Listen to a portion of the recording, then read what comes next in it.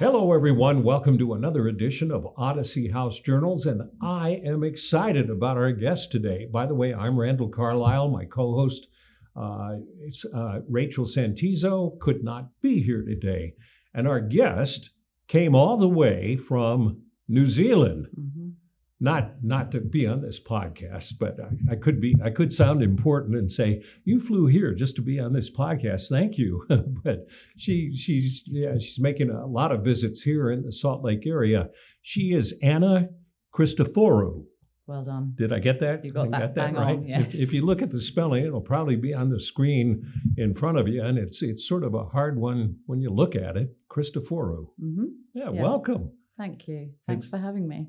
And the background, and the reason I'm excited is because and we're all going to learn on this podcast about how things with substance use and substance use related activities happen in New Zealand, because we really, except for some major news stories, we don't hear too much about New Zealand, right? We're tucked away. Yeah, you are on the other side of the world.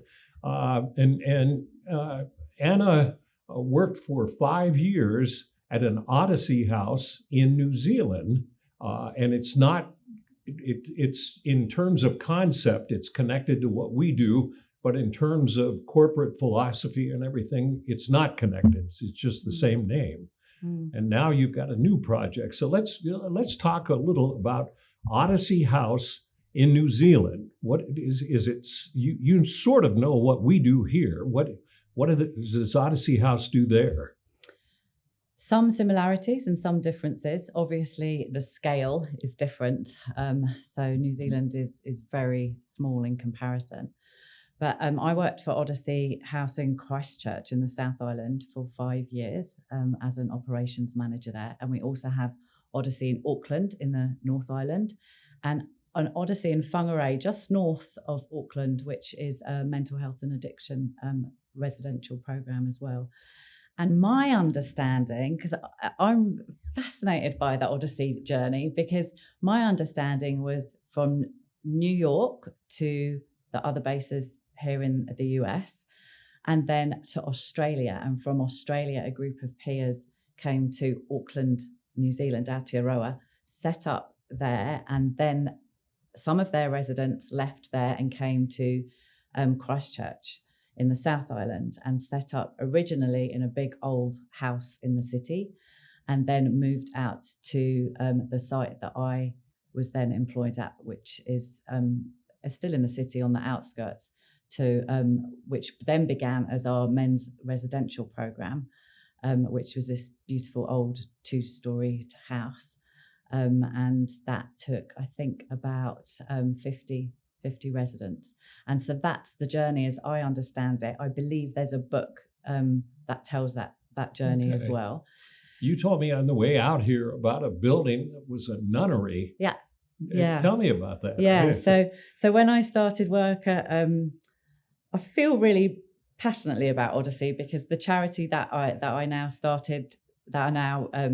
manage started there. So yes, a beautiful old 2-story building that was originally a nunnery, then a girls' school, and then became the Odyssey residence. And now it's been knocked down because it was damaged in the earthquakes. But we always laughed and joked and said that the stories that could be told from that building. Can you imagine? Nunnery, girls' school, Odyssey House. Yeah, there was even a confessional, which became the IT kind of storage space, but it was originally a confessional room. Now, is there a serious drug problem in New Zealand? I mean, we had the latest figures we have is we had 107,000 people in America die from an overdose in the past year. Is your problem significant like that?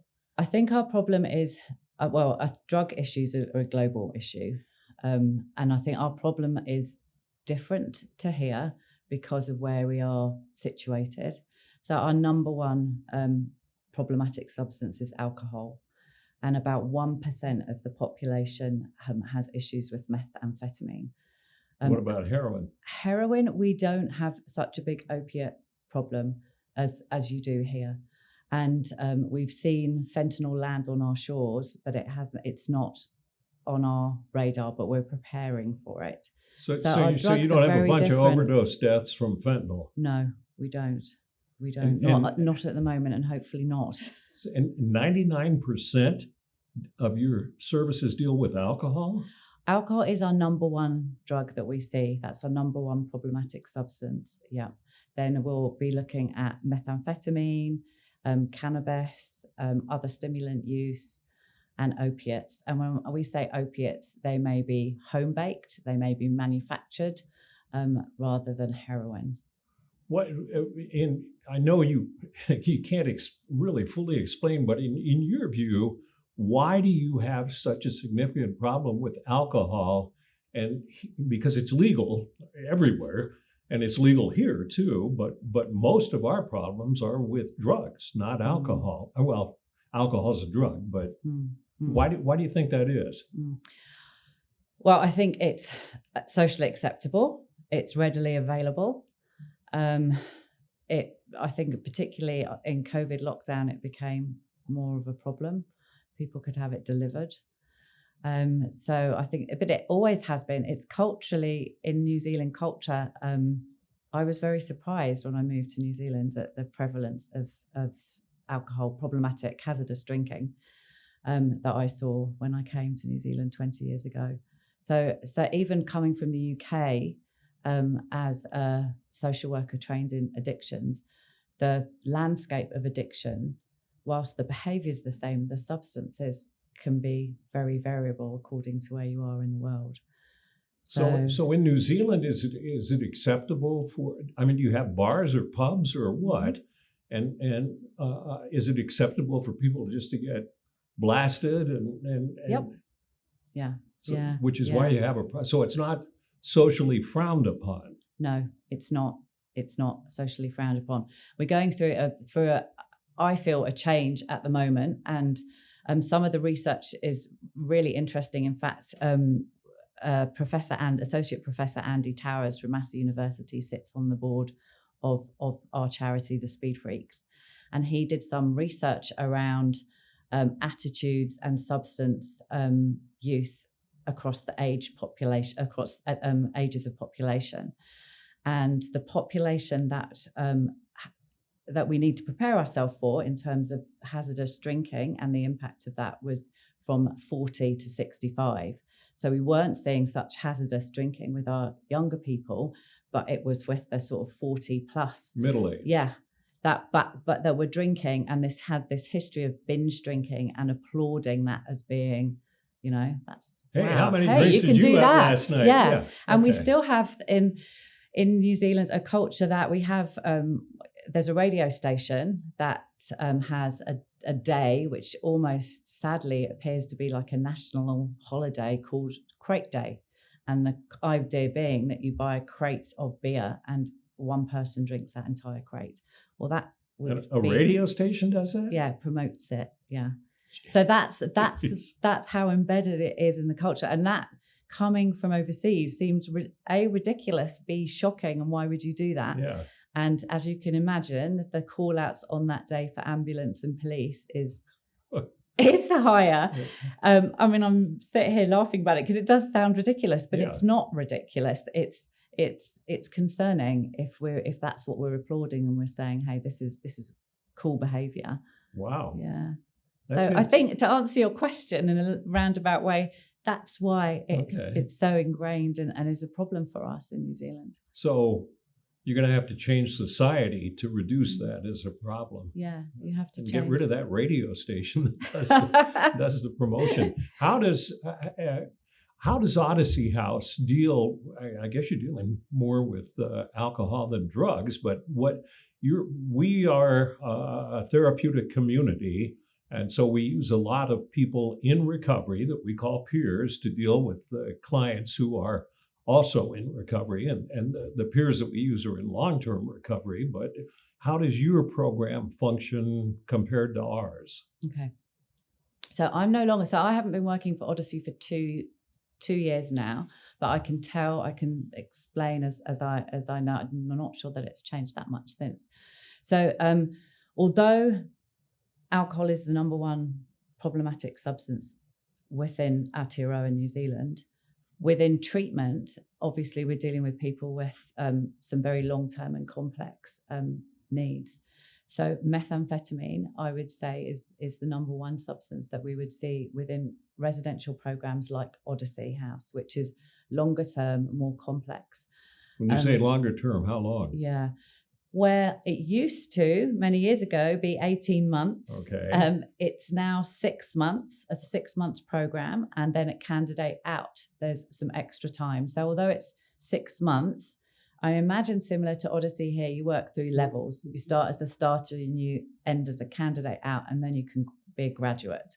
So that length Pretty of similar. time, may be 6 months, but if you're busted back for whatever reason, that's going to add some time onto that. So it's now a much shorter sort of 6 to 9 month program than it was 5 years ago. Same here. Yeah. And that process of going through the program, graduating from the program and giving back to the program is very much still the ethos of the therapeutic community.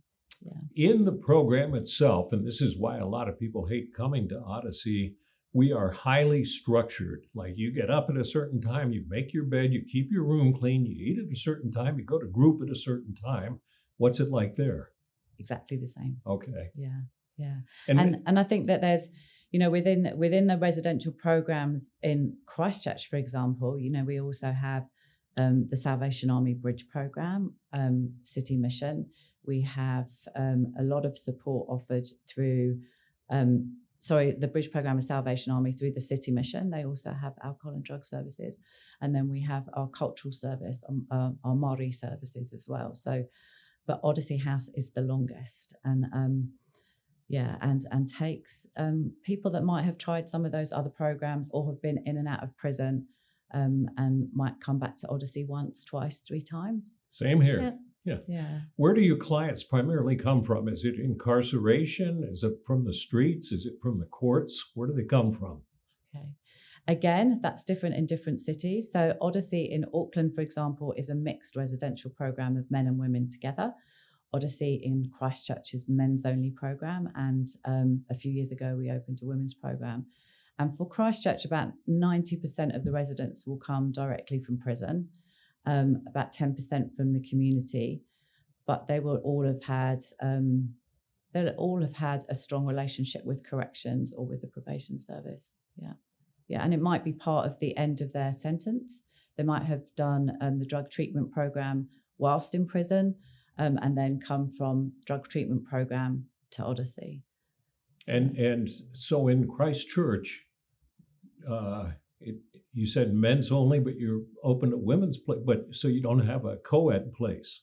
No, we don't. In Auckland, do you? Yes, Auckland does. Yeah. And so they live in the same residential thing, which is, and all of our services except for our mental health facilities are co-ed. Yeah.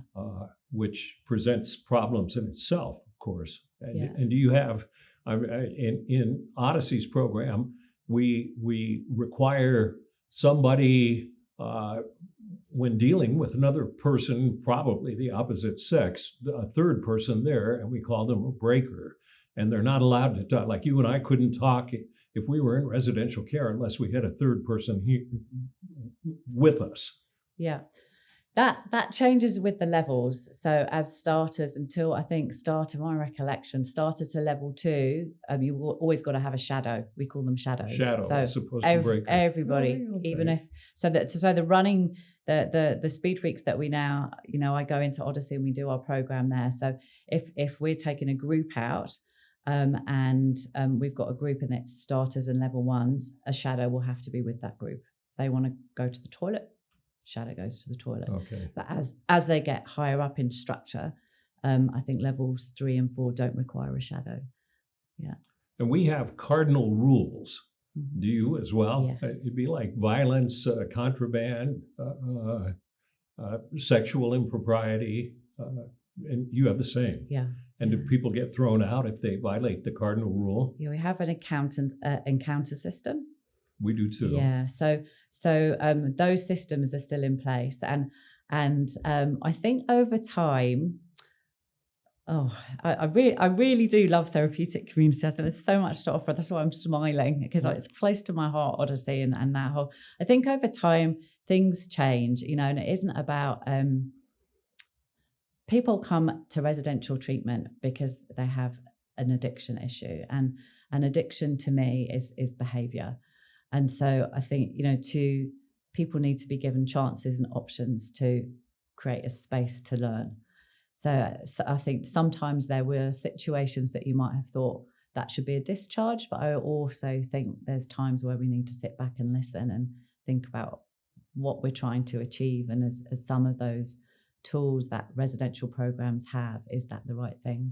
We must, if we're offering an addiction service, surely part of that offering is an expectation that people will break rules, test rules, potentially may even use, because that's why they're in residence. So probably the people in our residential care would like to have you in charge, because you're a little more liberal leaning. Since we're talking about your program, most of our services are covered by a government program called Medicaid here. And some people have private insurance as well. And those would be the two things. And then we also can scholarship people who don't have Medicaid or private insurance. How is the program paid for by clients in your country? By the government. So the government funds residential beds. So contracts are established for alcohol and drug addiction, and they might include some residential beds in certain areas. They may include some funding from corrections. So residential programs generally will have mixed funding, and that will come either from the health dollar, it might come from corrections, and then they will also be putting out applications to philanthropic trusts. So quite often there might be a gap or extra things that a program wants to do that isn't funded for its core business, and so then they'll need extra resourcing for that. And in that way, it's free, really, for the person coming through. And then we also have a system whereby residential, if someone is on a benefit, that benefit would get paid to the residential program. So you end up with I always feel sorry for people doing the funding side of managing beds and contracts, because you end up with a suite of contracts that have to be balanced and managed and reviewed to make sure that they're cost effective. Or a bed might be allocated, but because New Zealand's so small, it has to be filled with someone from Rotorua or Auckland or somewhere throughout the country. So it's a logistical nightmare. Yeah. Well, and it's sort of, if the government's paying the bills, we have a right to tell you what we'd like you to do with our money. That's right. So. Yeah, it's taxpayers' money. So it makes it really important that the services are of a really high standard, that good outcomes are achieved, that there's good follow-up in the community, because at the end of the day, those services are paid by the taxpayer. Yeah. Okay, let's switch gears and talk about what you're doing now. One of the things that Anna did yesterday, and I have no idea when you're going to be watching this or listening to this podcast, was tour FTR, which is Fit to Recover, which we talk about all the time. And Rachel, my co-host, works there. And it started out as Utah's only sober gym, and then it's greatly expanded in terms of what they do. And Odyssey deals with FTR in terms of taking our clients there for exercise, or them coming into some of our programs, including the jail and our adolescent residential house. And you have started a program called Speed Freak. Speed Freaks? Yes. Plural. Okay. Yeah. Is it similar to FDR or not? Describe the program. Yeah. So the Speed Freaks started in 2017 when I was at Odyssey.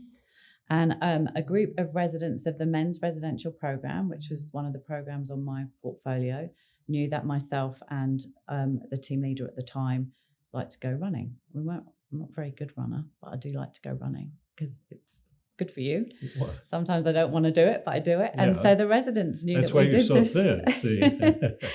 The residents knew that we did this and said, can we come? And the first answer was no. You can't, this is too much of a hurdle. There's corrections, probation, the Right. bracelets are on. We got to watch it all we've the got time. and we need shadows and all Yeah. of this. But I don't. If someone says to me, "You can't do something," then You want to do I it. want to do it even more. Yeah. So we did started in 2017 with a group of Odyssey men's residential program residents, which is why I feel very affectionately towards Odyssey. And that first group of men became the Speed Freaks. They named the group themselves. So that group was all ex-methamphetamine users. So they thought it was Which really sort of funny. has a double meaning there, Speed Freaks. Yeah. And so they named the group, and we started running, and then they asked if they could do an event. And so we did a 10K, and that was amazing. And we still have 2 runners that run with us now in our groups that ran in 2017. So, I mean, that sort of demonstrates the longevity and connection that people have with that group. But it became abundantly clear very early on that what people were setting as goals that they wanted to achieve was beyond my capability as a runner. And also the group we ran at 5:30 in the morning, and we ran at a lunchtime. And many a time, 5:30 in the morning, I'd turn up and people would still be in their beds. And so they'd get a cross, growly Anna, because I'd left my kids 5:30 in the morning to come and do this, and no one was up. So there were lots of lessons learned along the way. But as the need got greater, I went to the running community and said, look, this is beyond me now. I don't know how to train someone for a half marathon. And so we had a really lovely gentleman called Jamie Hawker who came to do a talk with the residents at the time, because out of all the program, we had about 3/4 of the men wanting to run. So he came and did a talk and said, I'm going to offer you more than a talk. You clearly need some help. Would you accept me as a running coach? And he became our first volunteer. And his son runs for New Zealand in trail running. And his wife, Bonnie, is now one of our coaches with our walking groups. And she also does our admin support. And so the Hawker family is part of the Speed Freaks Whānau family. And that's where we started. And then between 2017 and 2019, the Speed Freaks gained traction because I invited more coaches to help us from the community. And we had some really key runners come along to support us. And we over that time, we changed our T-shirts. They became blue. And we had running meetings within the therapeutic community. And it was adding value. And from my perspective, what I was seeing was that those residents that were involved with this group were staying for longer and felt loyalty to their community because the community was delivering the program. They were coming into the residential program, which was very unusual. And so in 2019, we did a race called the Takahata Akaroa Relay. And it was a race that was only open for professional runners. They made an exception to our group. And we had 8 runners running from Christchurch to Akaroa, 80 kilometres in a relay of 10-kilometre bites with a lot of vertical. Sometimes it's not about the distance, it's about the climbing. Right. And we had a coach from the community run alongside one of the runners, and they achieved this awesome feat. And we were loud, and we weren't your average running group. And the running community and athletics Canterbury embraced what we were doing. Okay. And I was really I couldn't unsee what I had seen, basically. And what I'd seen was really unique, and an area that in the 25 years of working in addiction, one of the hardest things is to invite the community to understand addiction, and also to invite the community to be ready to receive people coming out of treatment. And so really unlikely friendships and relationships were being formed by this group. And so I left my job and started the Speed Freaks Charitable Trust with $20,000 loan from the bank and no income, and a promise to Odyssey that I would, however, somehow manage to keep their group going.